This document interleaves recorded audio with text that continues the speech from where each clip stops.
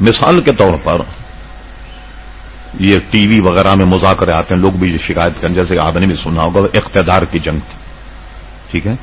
اب سب سے پہلی بات تو یہ ہے کہ وہ جو صحابہ کرام علیہم رضوان کا طرز عمل خلافت راشدہ کا چلا آ رہا تھا، تو اس میں جیسے ہمارے یہاں ووٹ ڈالے جاتے ہیں، اس میں ان کی بیعت کی جاتی، تمام صحابہ کرام جو ہیں ان کی بیعت کریں تو بیعت ہوتی۔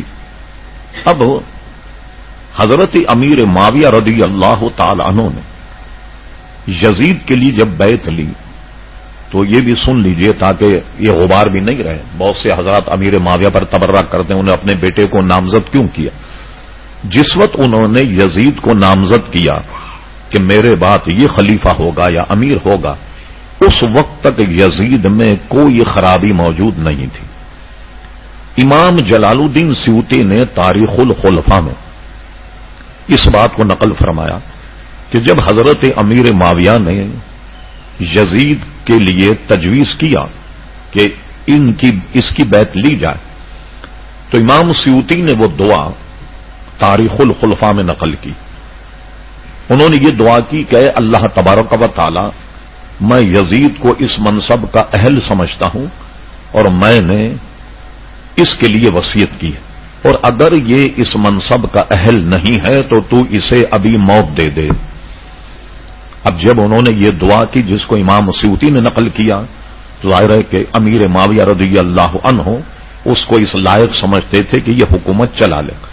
اب اس کے بعد خدا کا کرنا یہ ہوا، تقدیر کا لکھا کہ بیٹھنے کے بعد اس نے بہت ساری پھر جب غلط حرکتیں کی تو اب صحابہ کرام اور دوسرے حضرات اب اس سے برگشتہ ہو گئے، اور کوفے سے حضرت امام حسین رضی اللہ عنہ کو پے در پہ جب خطوط ملنا شروع ہوئے کہ آپ آ جائیں اور آپ کے آنے کے بعد میں ہم آپ سے بیعت کریں گے اور یزید کی بیعت توڑ دیں گے، اس وقت اس کے حرکات جو تھے علامہ امام سمودی نے اپنی کتاب وفاء الوفا میں، اور بہت بڑے عظیم محدث شاہ عبدالحق محدث دہلوی رحمۃ اللہ نے اپنی کتاب جذب القلوب الی دیار المحبوب میں نقل کیا کہ یزید نے اپنے دور میں ایسی حرکتیں کی کہ وہ شراب پینے لگا، محرمات سے نکاح کو جائز قرار دینے لگا۔ اس کی ان حرکتوں سے حضرت عبداللہ ابن حنظلہ جو صحابی رسول شاہ عبدالحق محدث دہلوی رحمۃ اللہ علیہ جذب القلوب میں ان کا یہ قول نقل کیا کہ ہم نے یزید کے خلاف اس وقت تلوار اٹھائی، ہمیں یہ خطرہ ہونے لگا تھا کہ اس کے کرتوت سے کہیں اللہ تعالی آسمان سے پتھروں کی بارش نہ کر دے، اس لیے ہم نے اٹھایا اور امام حسین کو لکھا۔ اب اگر امام حسین نہیں جاتے تو کل کو قیامت میں یہ حضرات اگر دعویٰ کرتے اللہ تعالی کے دربار کہ ہم نے تو اولاد رسول کو بلایا، انہوں نے آنے ہی سے انکار کر دیا اور یہ نہیں آئے، تو اب یہ سارا معاملہ جو ہے امام حسین اس کے ذمہ دار۔ امام حسین رضی اللہ عنہ نے اپنی ذمہ داری نبھاتے ہوئے پہلے مسلم بن عقیل کو روانہ کیا۔ جب مسلم بن عقیل وہاں گئے تو آپ نے سنا ہوگا واقعات میں کہ وہ قتل کر دیے گئے، اور اس قتل کی خبر اس مواصلات نظام ایسا تو تھا نہیں، اس قتل کی خبر امام حسین کو نہ لگی اور انہوں نے کربلا کی طرف جو ہے وہ عزم کیا، اور یہ ان کا مقدر تھا۔ یہ بھی حدیث شریف میں جب حضرت امام حسن پیدا ہوئے تو حضور علیہ السلام کی چچی ام فضل انہوں نے دیکھا کہ امام حسین گود میں ہے اور حضور علیہ الصلوۃ والسلام کی آنکھوں میں آنسو۔ حضرت ام فضل نے کہا یا رسول اللہ صلی اللہ علیہ وسلم، یہ تو خوشی کا موقع کہ نواسا پیدا ہوا ہے آپ کے یہاں۔ تو حضور نے فرمایا کہ واقعی نواسے کا پیدا ہونا خوشی کا موقع، مگر جبریل علیہ السلام نے مجھے یہ خبر دی کہ تمہارے اس نواسے کو تمہاری امت شہید کر دے گی۔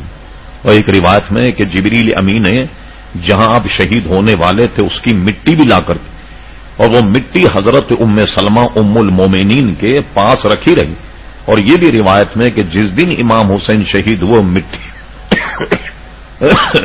سرخی مائل ہو گئی۔ اب چونکہ یہ مقدر تھا، اور بعض ایسی چیزیں ہیں جیسا کہ کتاب الدعوات ابن ماجہ شریف میں حدیث ہے کہ مقدر کو کوئی چیز نہیں بدلتی مگر دعا. دعا جو ہے یہ مقدر کو بدل دیتی ہے، یعنی تقدیر کو بدل دیتی. لیکن اس میں باب تقدیر، تقدیر پر جو باب ہے اس میں یہ ہے کہ تقدیر یا قضا اور قدر جو ہے یہ دو قسم کی ہوتی. ایک ہے مبرم اور ایک ہے غیر مبرم. ایک تقدیر کی قسم وہ ہے جو کسی کی دعا سے یا تدبیر سے بدل جاتی، لیکن ایک تقدیر کی قسم یہ ہے کہ جو بالکل اٹل ہے، کوئی نبی بھی اگر کہے تو وہ نہیں بدلتی یا نبی کو روک دیا جاتا ہے. اس کے لیے آپ دعا مت کریں. مثلا حدیث شریف میں حضور علیہ السلام نے فرمایا میں نے اللہ تبارک و تعالیٰ سے 3 دعائیں مانگی، 2 قبول ہو گئیں، ایک سے منع کر دیا. یا منع کر دیا مراد قبول نہیں ہوئی نہیں، بلکہ 2 دعائیں کی کہ میری امت پر ایسا عذاب نہیں آئے جیسے پوری آبادیاں الٹ جاتی تھی. کہ قوم کو جبریل امین نے آن کر ایسے زمین میں اپنے پروں کو دھسایا اور آسمان پر لے جا کر اس قوم کو اوندھا دیا. ایک قوم ایسی تھی جو بندر بن گئی. کہا یہ عذاب میری امت پر نہیں آئے، فرما قبول. شہر امت کے مسخ نہ ہو، فرما یہ بھی قبول. اب حضور یہ دعا کرنے والے تھے کہ میری امت میں تفرقہ نہ، اختلاف نہیں. دعا کرنے سے پہلے اللہ تعالیٰ نے روک دیا کہ میرے حبیب یہ ہونا ہے، یہ مقدر ہے، اس لیے آپ اس کی دعا مت کیجئے. تو کوئی اس میں غیر محقق آدمی انہوں نے کہہ دے ایک دعا قبول نہیں ہوئی، ایسا نہیں. مستجاب الدعوات ہوتا ہے، ہر نبی دعا کرنے سے پہلے روک دیا گیا کہ آپ یہ دعا جو ہے وہ مت کیجئے گا.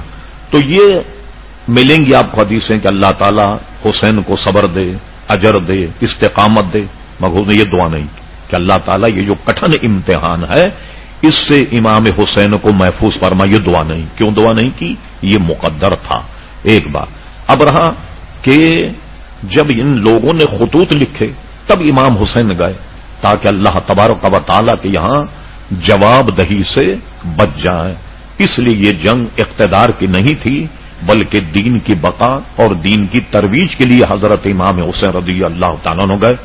اور جو یہ کہتا ہے کہ اقتدار کی جنگ تھی وغیرہ وغیرہ، کیا اقتدار کی جنگ کرنے کے لیے 72 آدمی ساتھ لے جاتا آدمی؟ آپ اگر پاکستان ہندوستان سے جنگ کرے تو کیا 80 آدمی ساتھ لے جائے یا 72 یا 82 آدمی ساتھ لے جائے گا؟ یہی اس بات کی علامت ہے کہ اقتدار کی جنگ ہوتی تو لاؤ لشکر ہوتا، پورا صحابہ کرام رضوان کا جو کوفے پہ حملہ کر کے تہس نہس کر دے.